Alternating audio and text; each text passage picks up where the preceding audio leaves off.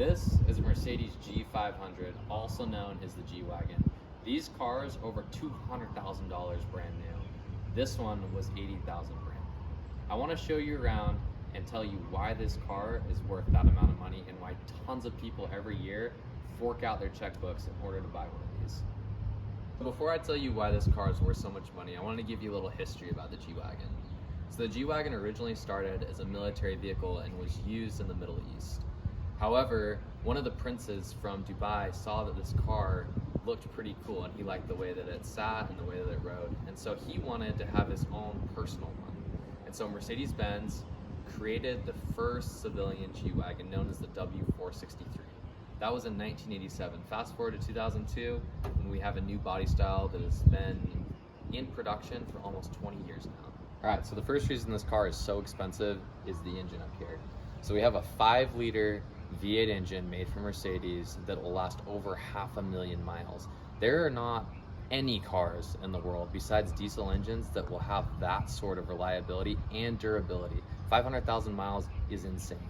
And these engines have proven time and time again that they're capable of that. So if you're looking for a car with the same reliability as a Toyota, but want to have the prestige of a Mercedes-Benz, this is the car to get. It will not let you down, and parts on this are relatively cheap.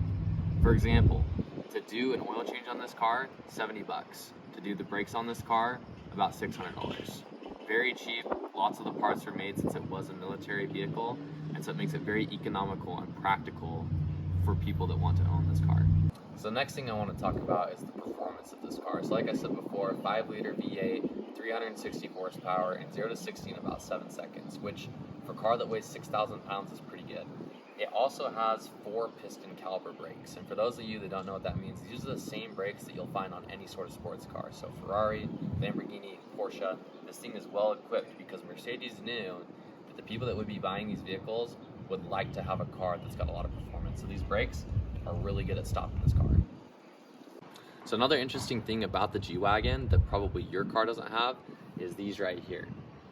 Just like your window washers, this actually sprays washer fluid onto your headlights because they're so big and keeps them nice and clean. Onto the inside of the G-Wagon. So the first thing that you notice when you climb inside is these 3 buttons right here. And what these are is your differential locks. You have a center, a front, and a rear. And what these do is when you're in an off-road situation, these make sure that you have the right amount of traction on each tire.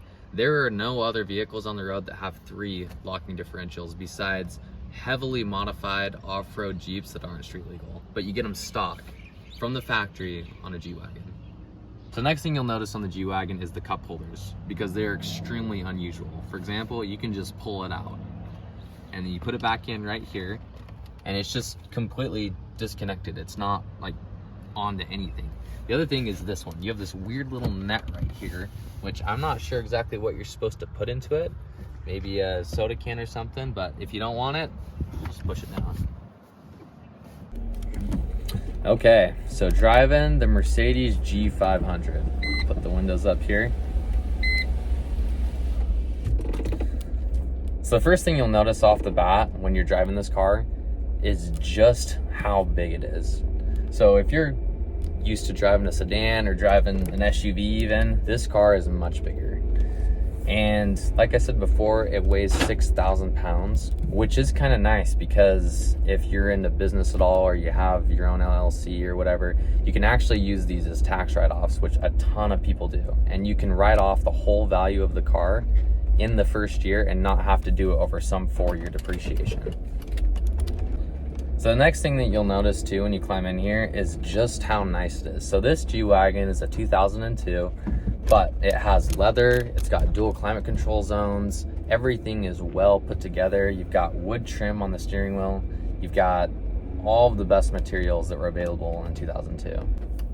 So another thing you'll notice when you're driving the G-Wagon as well is just how different it is with completely flat-faced windows. So these windows go straight up and down, which makes it kind of interesting when you're driving because if you look out either your driver's side or your passenger side window, sometimes it reflects since it's completely 90 degrees, which is something you kind of have to get used to. But the one thing that I will say that I love about this car is you have no blind spots, or if you do, hardly any.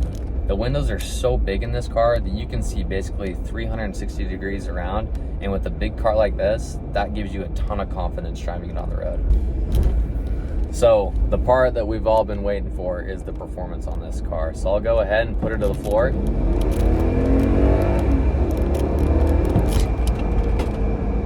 And she gets right up and going. I love the sound of this engine. The naturally aspirated V8 in it sounds incredible.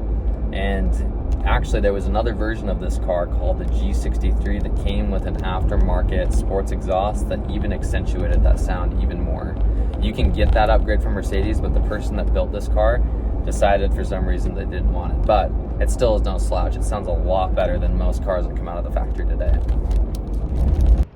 So that's the Mercedes G500.